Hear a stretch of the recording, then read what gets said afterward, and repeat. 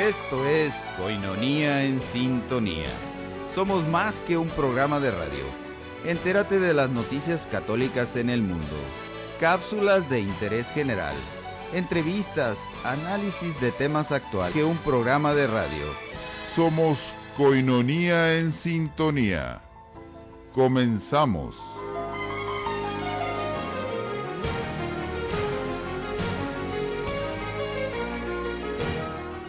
¿Qué tal? Muy buenas noches, bienvenidos una vez más a esta programación católica de Coinonía Radio y en especial a este programa Coinonía en Sintonía.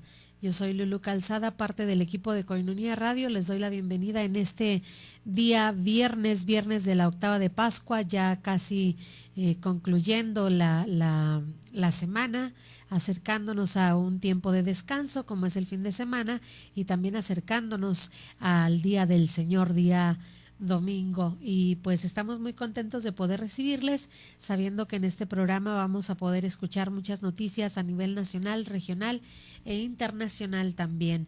Estamos a 10 de abril del año 2015, viernes de la octava de Pascua, y hoy celebramos a los beatos combonianos de San Juan de Dios, mártires ellos.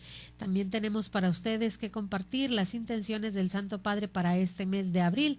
La intención general es para que los gobernantes promuevan el cuidado de la creación y la justa distribución de los bienes y recursos naturales. También la intención misional sabemos que es para que el Señor resucitado llene de esperanza el corazón de quienes sufren el dolor y la enfermedad. El día de hoy tenemos información que compartir con ustedes, toda ella de gran interés, así que les invitamos a que se queden esta última hora del día viernes ya para concluir la semana, pero también les invitamos a que se queden con el resto de la programación de Coinonía Radio, recordando que sábado y domingo tenemos 24 horas al día, es decir, toda la programación es nuestra, ya no cortamos sino hasta el día lunes en la madrugada a las 6 de la mañana, así que quédense con nosotros y estamos muy contentos de poderles recibir. Vámonos a la información, si les parece. El día de hoy, viernes 10 de abril, el Vaticano llevará a la Bienal de Venecia obras inéditas de 3 artistas contemporáneos. ¿Cuáles son estas obras y quiénes son sus autores? Vamos a ver esta nota juntos. El Vaticano tendrá un pabellón en la Bienal de Venecia que se inaugura la semana que viene. Una participación muy simbólica que para el cardenal Ravasi es un acto religioso y no solo de diálogo. Un proverbio indio dice: si tienes 2 panes, da uno al pobre, vende el otro, compra una flor de jacinto y dásela también al pobre. O sea que el pobre tiene derecho al pan y a la belleza. Quiere decir que la Santa Sede ha decidido participar en el diálogo que tiene lugar en la Bienal, entre el mundo del arte y quienes interpelamos a este mundo para preguntarle, dialogar, comprender. El Vaticano ha pedido a 3 artistas que nunca han participado en la Bienal de Venecia que preparen obras sobre el tema En principio la palabra se hizo carne. Un artista viene de África, otro de Sudamérica y otro de Europa, perspectivas y puntos de vista diferentes para que este lugar de intercambio se convierta en un choque, que la contribución cultural se haga vida activa. Es el riesgo que el artista aporta en la creación de la obra. En el pabellón el Vaticano muestra fotos de la miseria hechas por Mario Macilau de Mozambique. Se inspira en la parábola del buen samaritano, una historia que ocurre ante todos, pero que ninguno ve. La artista Elpida Atsdivasileva de Macedonia envolverá al visitante en una especie de tienda hecha con materiales como plumas, escamas o espinas. Es como una segunda piel para evocar que de la fragilidad surge una nueva imagen, una nueva belleza. Mónica Bravo de Colombia presentará una instalación que sobrepone en paneles de cristal imágenes de la naturaleza, formas geométricas y el texto en griego del Evangelio. La artista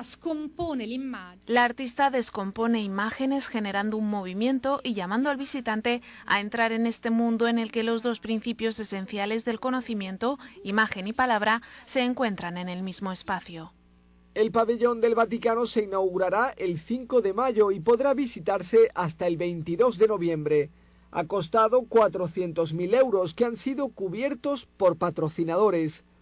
Otros 89 países participarán en la Bienal, que desde hace 120 años reúne en Venecia a los artistas contemporáneos que más transmiten y que tienen más cosas que decir con sus creaciones. Continuamos con más información y ahora quiero platicarles que circula en la red social de WhatsApp sobre una supuesta cirugía del Papa Francisco. En los últimos días, a través de esta aplicación de mensajería, ha circulado un texto que alerta sobre un supuesto problema de salud del Santo Padre Francisco y piden oraciones urgentes por él. Algunas versiones del mensaje alertan sobre una intervención quirúrgica de urgencia por una hernia. Los malestares referidos a los mensajes que hacen los mensajes hacen referencia a unas leves indisposiciones que el Santo Padre Francisco sufrió a mediados del año pasado, del año 2014, entre ellas la que le impidió visitar el Hospital Policlínico Agostino Gemelli en Roma el 24 de junio del año pasado. En los últimos días, el Papa Francisco ha realizado sus actividades con normalidad y participó en la audiencia general del pasado 8 de abril. Esta mañana recibió en el Vaticano al presidente de Georgia y también con quien dialogó sobre la caridad y la educación. Para evitar caer en bulos y confusiones, el Vaticano recomienda recurrir siempre a los canales oficiales de información del Vaticano, como son su propio sitio web www.vatican.va y www.news.va. También otra es es.radiovaticana.va y verificar noticias en sitios católicos confiables. De manera que esta información sobre una supuesta cirugía de emergencia que debió haber tenido el Papa Francisco es mentira, y esto lo está circulando la red social WhatsApp, así que hay que tener mucho cuidado con la información que recibimos.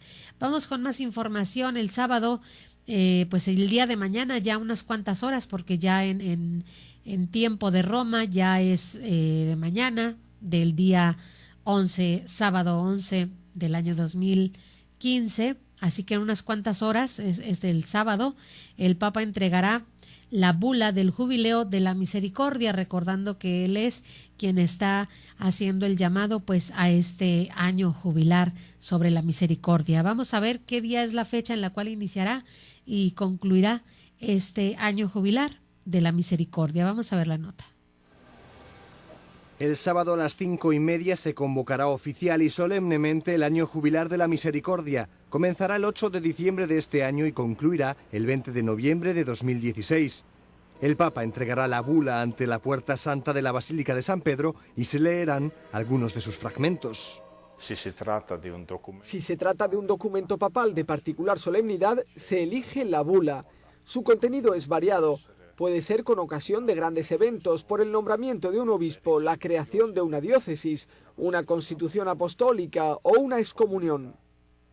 El texto de esta bula se conocerá en las próximas horas. Es amplio y explicará la clave de lectura del Jubileo de la Misericordia. La clave del pontificado del Papa Francisco es la evangelización, la misión de la Iglesia, y por tanto su deseo es que la gente se acerque a Dios. La reconciliación con Dios está abierta, está siempre abierta para todos, y por eso el año jubilar es una gran invitación a la conversión, a acercarse a Dios. Pocos saben que el documento se llama bula en recuerdo de la bola que contenía los documentos provenientes del Vaticano unidos entre sí por el sello papal. El sello podía ser de cera, plomo u oro, y todavía hoy garantiza la autenticidad del documento. Con el tiempo se desarrolló una técnica para hacerlos y algunos sellos son conservados casi como piezas únicas de orfebrería. Algunas de las bulas más famosas de los últimos años fueron la Humane Salutis de Juan XXIII, con la que se convocó el Concilio Vaticano II, o la Incarnationis Mysterium de Juan Pablo II para anunciar el jubileo del año 2000. Pues ahí está el año de la misericordia, comenzará en diciembre 8 de este año y será todo un año adelante. Gen Rosso estrena un nuevo musical llamado Campus. ¿Quiénes son ellos? ¿Cómo es que trabajan? ¿Y de qué se trata este nuevo musical? Vamos a ver en esta cápsula. Adelante. 16 artistas actúan en Campus, el nuevo espectacular musical del Gen Rosso, Músicos, cantantes y actores actúan a favor de la solidaridad y abordan temas como el diálogo intercultural o los distintos tipos de terrorismo. La obra surgió de una idea original de Chiara Lubich, fundadora de Los Focolares. Campus nació el 17 de mayo de 2004 hablando con Chiara Lubich. Dijo que era necesario afrontar otro problema global después del musical Street Light. Campus cuenta la historia de un grupo de estudiantes, cada uno de ellos con sus sueños y proyectos de futuro, también con sus diferencias y problemas actuales. Tiene lugar en un ambiente universitario con personajes de varias nacionalidades, orígenes y background culturales y sociales. Por ejemplo, encontramos a Jack, que viene del norte de África, o Joao, que viene de Brasil, con todos sus problemas, desde la deforestación hasta la típica fiesta brasileña. En el nuevo musical veremos 23 espectaculares coreografías acompañadas de vídeo y escenas teatrales. Es el resultado del trabajo del equipo internacional que forma el Gen Rosso.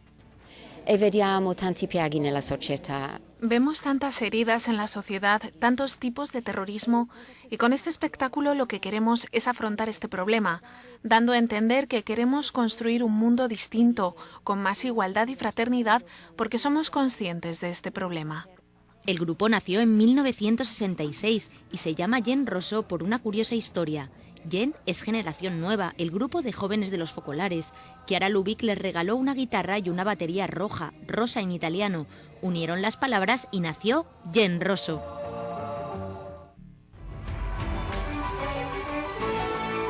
Koinonía en sintonía. Vamos a una pausa y regresamos.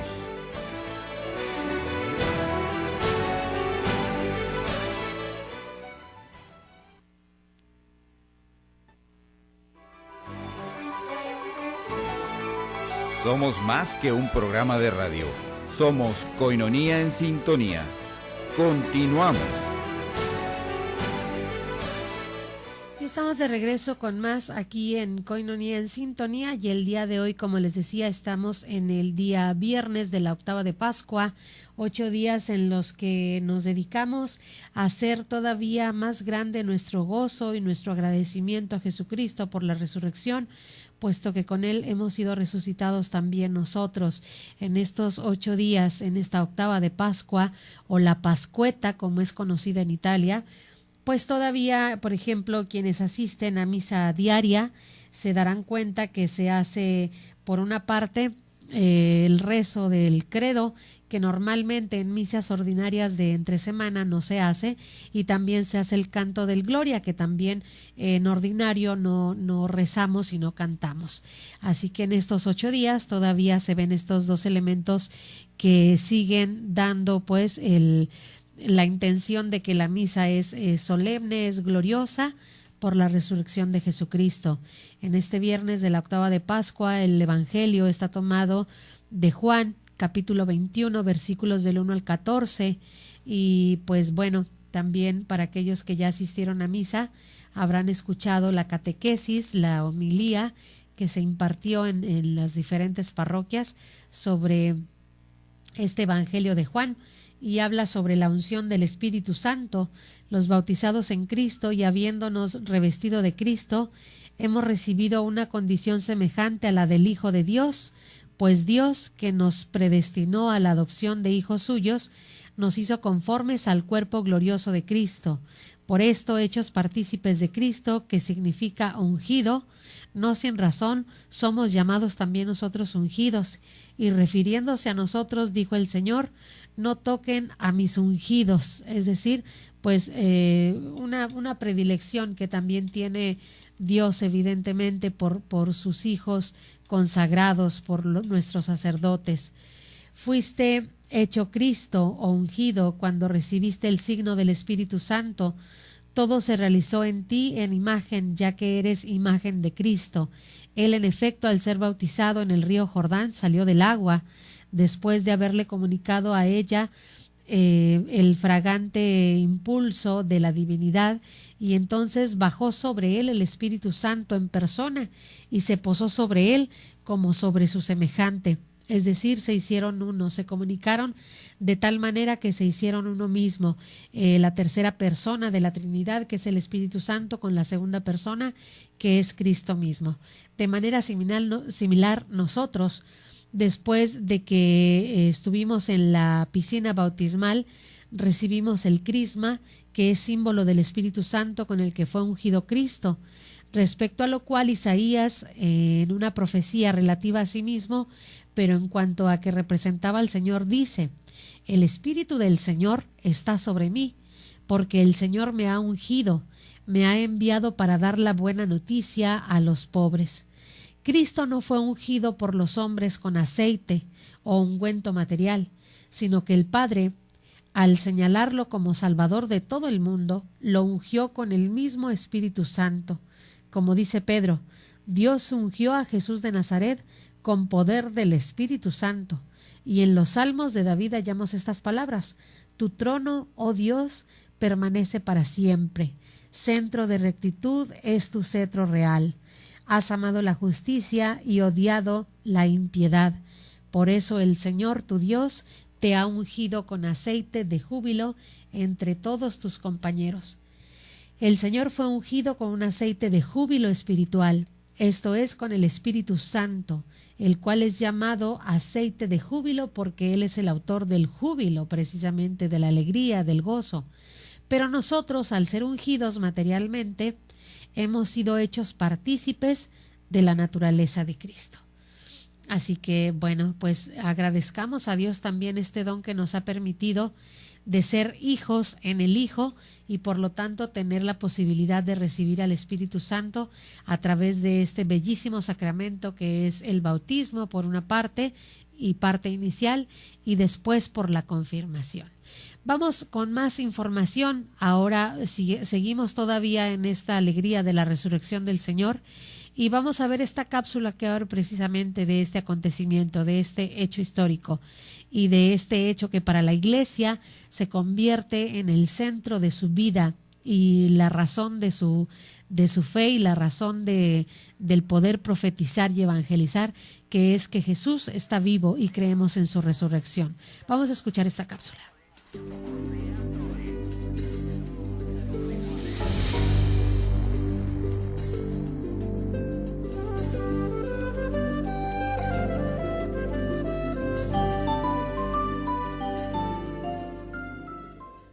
La resurrección de Jesucristo para la fe cristiana es uno de los puntos esenciales y fundamentales, porque es una verdad culminante de nuestra fe en Cristo y representa juntamente con la cruz la parte esencial del misterio pascual: pasión, muerte y resurrección de Cristo.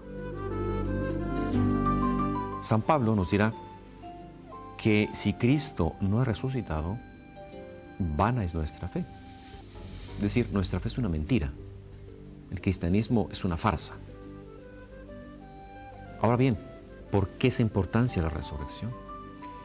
Porque, en definitiva, nos viene a decir, primero, que Cristo ha vencido a la muerte,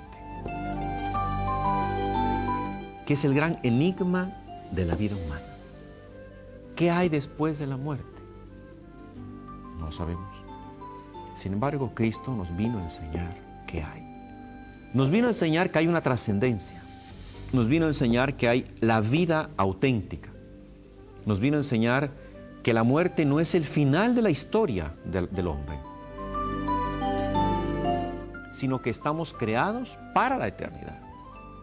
Y que esta vida es solamente una peregrinación. Que esta vida estamos de paso, de viaje, pero que tenemos que llegar al destino final, que es la vida eterna. Por eso es importante la resurrección en la fe cristiana, porque Cristo con su resurrección ha vencido a la muerte. Segundo, Cristo con su resurrección ha vencido al pecado. Cristo, al haber cruzado la Pascua, el paso de la muerte a la vida, vence el pecado. por lo cual Él nos da una vida nueva, nos da un sentido para vivir, nos da la gracia, la fuerza para poder superar nuestras deficiencias, nuestras limitaciones humanas, espirituales, y poder efectivamente conquistar la vida eterna. Por ello es importante el misterio pascual completo, la resurrección de Jesucristo. Y la segunda pregunta, ¿en qué nos apoyamos para creer que Jesús ha resucitado? Si leemos atentamente los evangelios, sobre todo en aquellas partes donde habla de la resurrección de Cristo, nos daremos cuenta de que hay varios signos. Primero encontramos el sepulcro vacío, es decir, aquel lugar en donde Cristo fue depositado.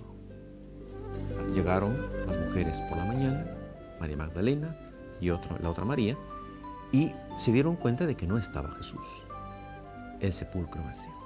Después descubrimos, segundo, que hay testigos oculares.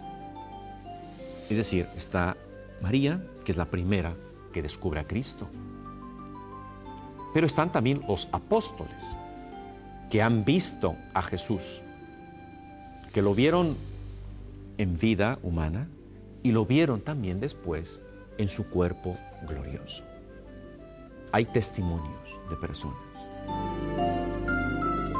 Y no fueron pocos, fueron muchísimos cristianos que vieron a ese Cristo glorificado, con un cuerpo especial, con un cuerpo, ciertamente era el suyo, pero que estaba ya fuera del tiempo y del espacio. Dentro de estos testigos, evidentemente, tenemos a un testigo privilegiado, que es Pedro. ¿Por qué privilegiado? Porque Pedro, como sabemos, es el primer papa de la historia. Es el príncipe de los apóstoles, aquel que es el cimiento de la iglesia. Pedro también nos da testimonio de este hecho de la resurrección de Jesús.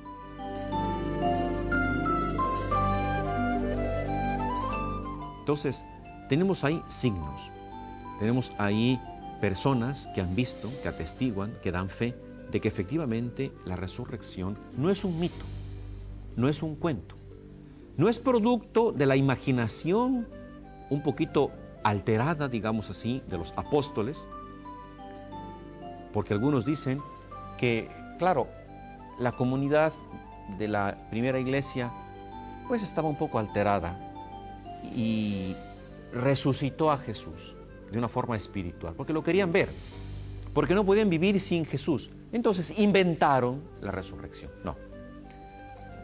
Cristo resucitó. Es más, comió con sus apóstoles, los invitó a comer. Estaban llegando de la pesca y, dicho sea de paso, no habían pescado nada. Hizo el milagro de los pescados, de haber recogido pescados, y Él les preparó unas brasas. ¿Por qué este gesto de Cristo? Para hacernos ver de que Él era una persona, de que Él quería estar con sus discípulos, de que quería darles la certeza de que efectivamente había resucitado. Y bien, pues con esta cápsula de la resurrección nos quedamos y vamos a hacer una pausa. Quédense con nosotros enseguida ya la editorial del Padre Israel Ángeles Gil en este programa Coinonía en Sintonía. Regresamos después de la pausa. Coinonía en Sintonía. Vamos a una pausa y regresamos.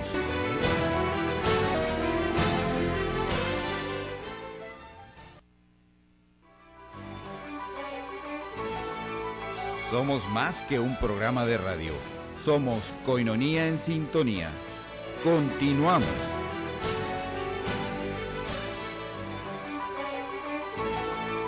El tema de hoy en Coinonía en Sintonía. Se abre el tema, ponte en sintonía.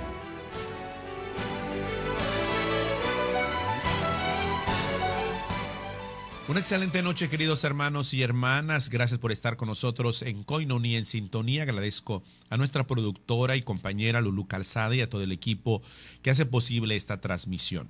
Bueno, en este día quisiera compartirles de manera especial el pontificado en 3 palabras: misericordia, alegría y pobres. Es el extracto de una entrevista al cardenal Madariaga en Madrid que realizó la agencia Cenit. El arzobispo de Tegucigalpa y presidente de Cáritas Internacional, el cardenal Óscar Andrés Rodríguez Madariaga, es uno de los principales colaboradores del Papa Francisco. Recordemos que está dentro del famoso C9, el Consejo de 9 Cardenales. Desde abril del 2013 coordina el Consejo de Cardenales que asesora al Papa Bergoglio sobre la reforma de la Curia Romana y el gobierno de la Iglesia Universal. A este propósito, en entrevista al cardenal Madariaga en Madrid, dice: el Papa dice que la curia está para servir y no hay carrierismo dentro de la Iglesia. El que dice que el Papa no ha hecho nada, si no sabe, mejor que no hable. Fueron las palabras del cardenal Madariaga. En la presente entrevista para esta agencia de noticias católica Cenit, realizada este viernes en Madrid, el purpurado hondureño afirmó que después de 2 años de trabajo del Consejo de Cardenales, el balance es hasta el momento positivo. A escasos días de que se produzca la siguiente reunión del llamado Grupo C9 de Cardenales, asegura también que el pontífice ha dicho: pueden reformarse todas las instituciones, pero si no se reforman las personas, eso no lleva a ninguna parte. Esto es clave, esto es fundamental, esta afirmación. Pueden reformarse todas las instituciones, pero si no se reforman las personas, eso va directamente al fracaso. En este sentido, el cardenal Madariaga explica que la curia no es una corte. Ha sido una de las realidades que el Papa Francisco ha enfrentado duramente y fuertemente, y que no puede haber carrierismo dentro de la Iglesia, otro de los elementos fundamentales. Por tanto, una de las claves de la reforma en curso es cómo hacer para que las instituciones de la curia puedan servir mejor y puedan servir más ágilmente. Sobre la situación de la banca vaticana, el cardenal Madariaga señala en esta entrevista que fueron canceladas 14,000 cuentas. Cuando hay transparencia, disminuye muchísimo la corrupción, subrayó el purpurado.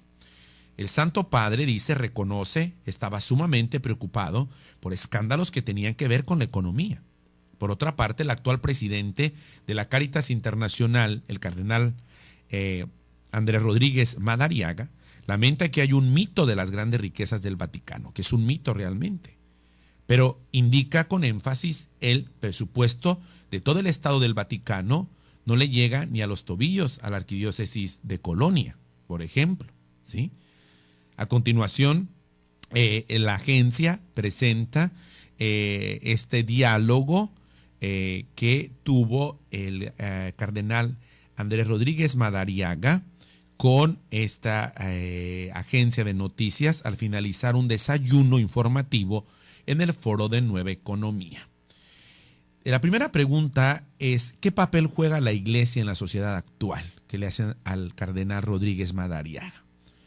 Dice el cardenal: la Iglesia, como jerarquía, tiene una misión que es evangelizar especialmente la cultura. Esto está bastante interesante, porque creo que en este espacio nos hemos quedado un tanto como en la neblina. Evangelizar especialmente la cultura. El cristianismo, que impactó en los primeros siglos, entró a través de la puerta de la cultura. Y la Iglesia, como pueblo de Dios, tiene una misión preciosa que es evangelizar con el testimonio. Dice el cardenal que considera que las dos cosas se complementan: testimonio y cultura. Esto no quiere decir que el laicado no tenga una misión también de enseñanza, de reflexión, de la apologética, de la vida pastoral. Pero básicamente lo que más deben tener todos los bautizados es un testimonio respecto a los valores del Evangelio. Le preguntan también al cardenal Madariaga, ¿cuál es el principal desafío al que se enfrenta la Iglesia en el siglo XXI? Yo diría no el principal desafío. ¿Cuáles son los desafíos, no? Bueno, pero no me tocó a mí entrevistar al cardenal. Lo estamos compartiendo. Dice el cardenal, yo diría no caer en el individualismo de la sociedad actual, sino al contrario, recordar que como iglesia somos pueblo de Dios, somos comunidad. Y como nos dijo el Papa San Juan Pablo II, la iglesia tiene que ser casa de comunión y escuela de comunión. En un mundo en el que cada uno trata de encerrarse en sus propios límites, la iglesia está llamada a tener una especie de abrelatas en la mano e ir abriendo esos ámbitos. Y también ella misma, También la iglesia no solo está destinada a abrir puertas, sino a abrirse ella misma. Bien, ahora ya la entrevista empieza a tomar un tono diverso y le preguntan al cardenal Madariaga, usted es el coordinador del Consejo de Cardenales, ¿qué valoración hace de las reuniones del Consejo de los 9 cardenales en el Vaticano que ayudan al Papa Bergoglio a esta reforma de la iglesia? Era una pregunta obligatoria, hasta cierto punto obvia, porque es medular, ¿sí? Es un colaborador cercano, un brazo derecho del Papa Bergoglio. Él responde que el balance es bastante positivo. Una de las cosas más bellas es que tenemos al Papa Francisco como uno de nosotros en nuestras reuniones y está ahí como un hermano más. No impone su pensamiento, a veces pide alguna aclaración, pero en general escucha muchísimo y esto es una belleza. Él está con todos nosotros todo el tiempo, desde la Santa Eucaristía de la mañana hasta a veces en la noche, come con nosotros, toma el café también con nosotros, podemos tener ese acceso tan fraterno y tan profundo con el Papa Bergoglio. ¿Qué balance? Mucha gente dice, no ha hecho nada, no se ve la reforma por aquí o por allá. El que no sabe dice, mejor que no hable, porque de lo que no se conoce no se puede hablar.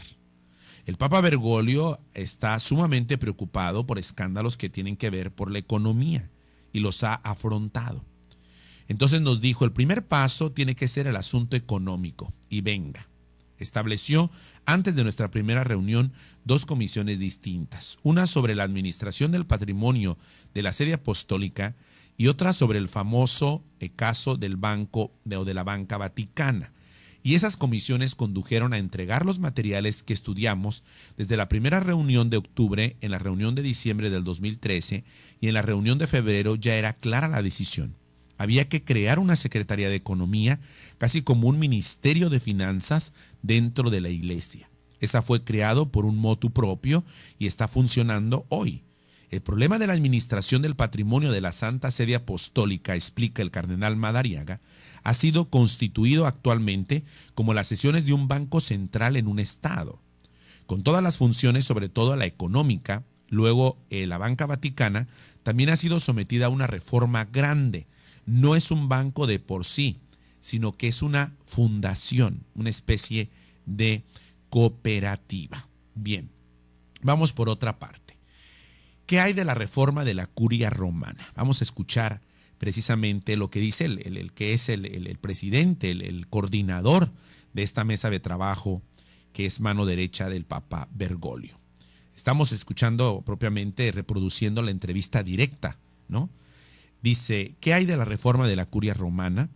El cardenal Rodríguez Madariaga responde, el mismo Papa ha dicho que pueden reformarse todas las instituciones que quieran, pero si no se reforman las personas, eso va a ninguna parte. Por eso es básica la reforma de las personas, la reforma de una mentalidad. Y el Papa no ha dejado de estar recordando estos criterios. Por ejemplo, la curia no es una corte, no hay una corte papal.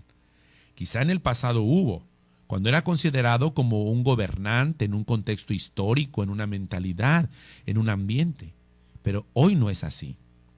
El pontífice dice que la curia está para servir. Entonces, uno de los criterios de la reforma es cómo hacer, explica el cardenal Madariaga, para que las instituciones de la curia puedan servir mejor, puedan servir más ágilmente. Luego, otro de los criterios es que no hay carrierismos dentro de la iglesia. Bien, dice, se acaba de cumplir el 2º año de la elección del Papa Francisco. ¿Cómo definiría este tiempo de pontificado? El cardenal Oscar Rodríguez Madariaga dice, lo tengo muy claro. El pontificado del Papa Francisco se resume en 3 palabras: misericordia, alegría y pobres.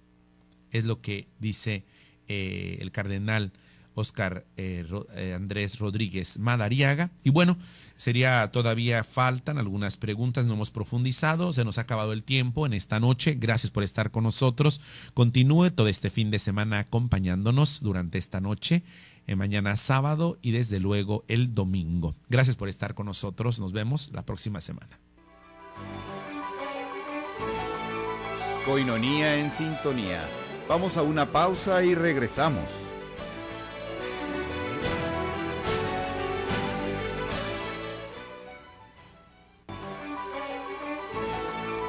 Somos más que un programa de radio.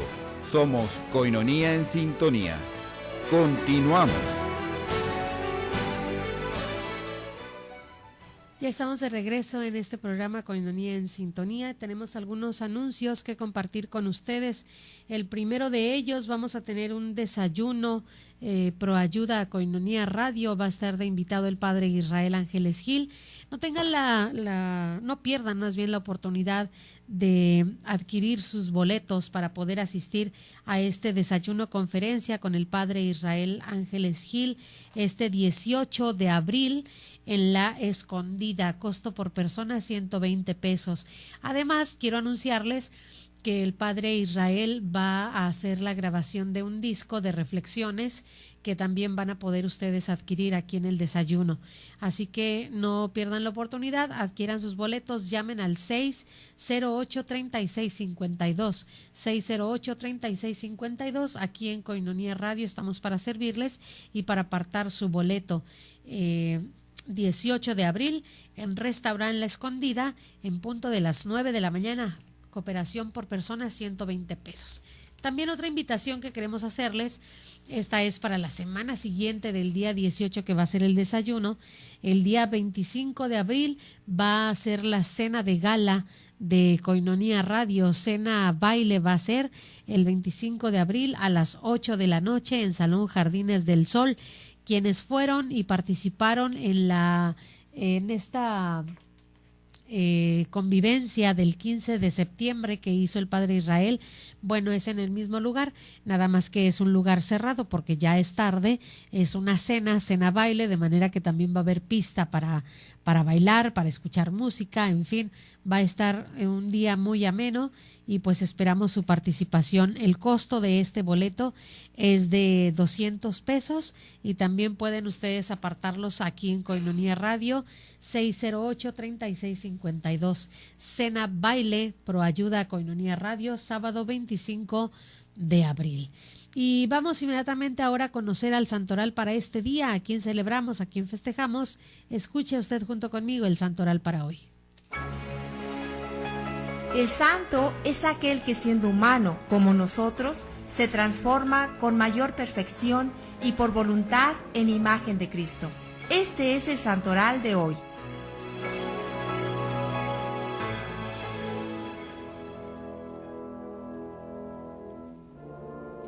Los mártires colombianos. La persecución anticatólica de los comunistas y masones en España se fue volviendo cada vez más feroz y terrorífica. En pocos meses de 1936 fueron destruidos más de 1,000 templos católicos y gravemente averiados más de 2,000. Desde 1936 a 1939 asesinaron a 4,100 sacerdotes seculares y 2,300 religiosos, 283 religiosas y miles de laicos, todos por la sola razón de pertenecer a la Iglesia Católica. El general Franco inicia el camino para destituir a este gobierno tirano, pero antes se sucederán grandes asesinatos. Eran 7 hermanos de la comunidad de San Juan de Dios que habían ido a España a prepararse mejor para su trabajo de cuidar enfermos mentales. Estaban en un hospital atendiendo a los enfermos y fueron sacados de allí. Interviene la embajada colombiana para buscar su libertad. En espera de la llegada a Barcelona, el embajador tiene que ir una y otra vez hasta que un día le dan la terrible noticia de que han sido asesinados. Entre cientos de cadáveres los encuentra y hay protestas del gobierno colombiano, pero con cierto temor por el gobierno que tenían en ese momento en España. Es así como Colombia pierde a estos hombres sencillos y humildes que buscaban hacer el bien a los enfermos mentales, pero su vida fue cegada por los que odian la religión. Así se perdieron 7 hermanos colombianos que fueron los primeros beatos de Colombia. El Papa Juan Pablo II los beatificó en 1992. Otros santos de hoy: Macario, Ezequiel, Pompeyo, Apolonio y Terencio. Tenemos más información para compartir con ustedes y ahora vamos a escuchar otra cápsula. Esta cápsula nos habla acerca de la palabra iglesia. Aparece la palabra iglesia en la Escritura. ¿Cómo debemos interpretarla nosotros? Iglesia como una estructura material o iglesia como personas, cada uno de nosotros que participamos y creemos en que Cristo fundó esta iglesia. ¿Quién la fundó también? Estos son algunas dudas que pueden surgirnos en algunos diálogos que podamos tener con nuestros hermanos separados y que de pronto no sabemos cómo responder. Vamos a ver esta cápsula juntos sobre la palabra iglesia y así dar razón de nuestra fe.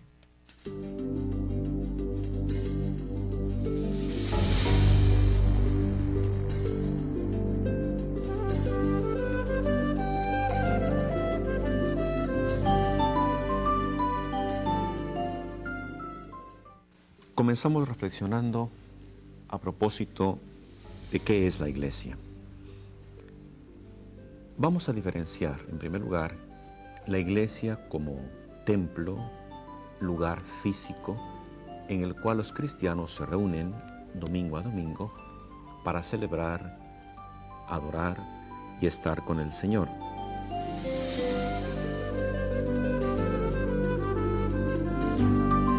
Tendríamos que decir que la iglesia no es únicamente el templo.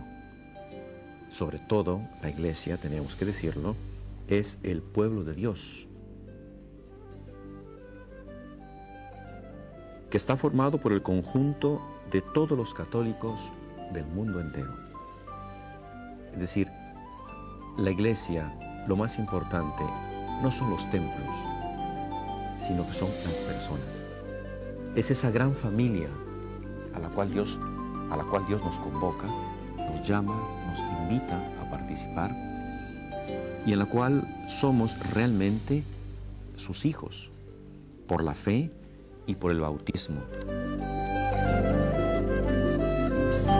Hemos sido hechos hijos de Dios y lo más grande, juntamente con esto, es que somos hermanos de Jesucristo.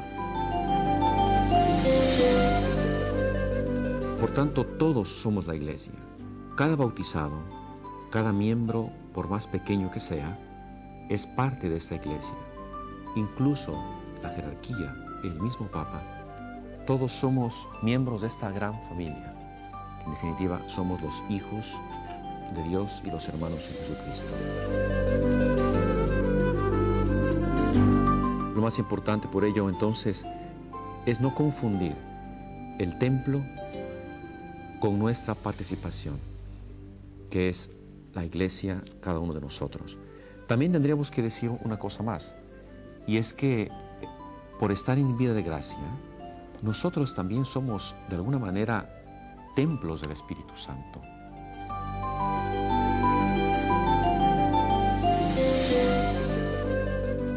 Como diríamos, una iglesia en pequeño, una iglesia ambulante, una iglesia que va en oración cuando hay esa unión con el Espíritu Santo. Y también podríamos decir que la familia es la iglesia doméstica. Así como la definió maravillosamente Juan Pablo II, cuando dijo que la familia es una iglesia en pequeño, también tendríamos que recordar esta importancia, la familia como lugar de evangelización, lugar de encuentro con Dios, pequeño cenáculo en donde los papás, los hijos, forman esta pequeña iglesia.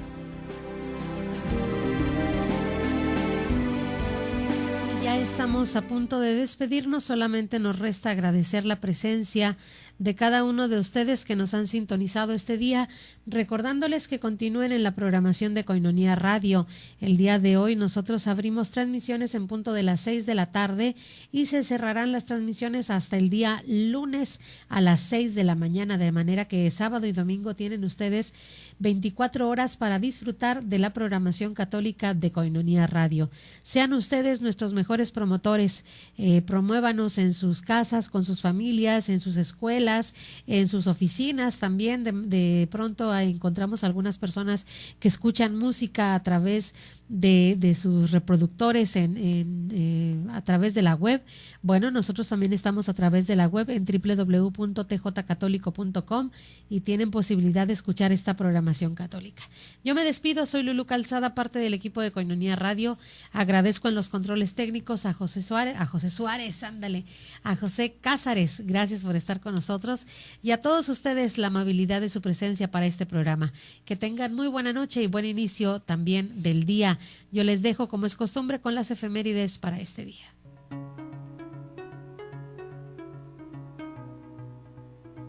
Estas son las efemérides para hoy, 10 de abril.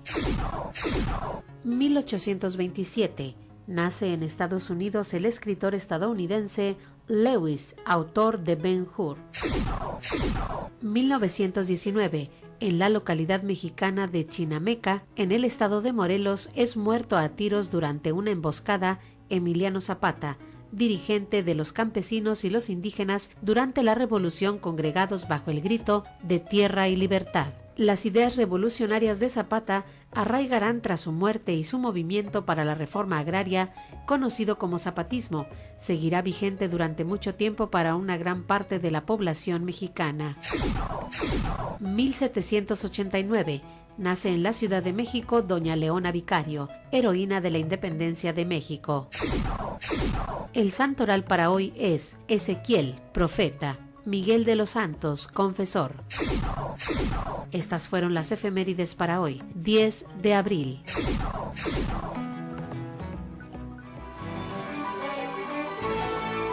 Esto fue Koinonia en Sintonía, una producción de Koinonia Media.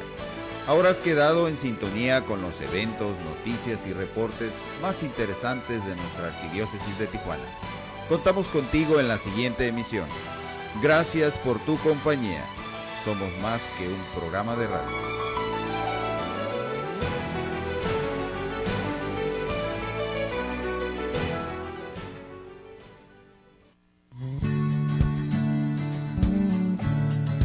Koinonia Radio, levantando la voz para evangelizar.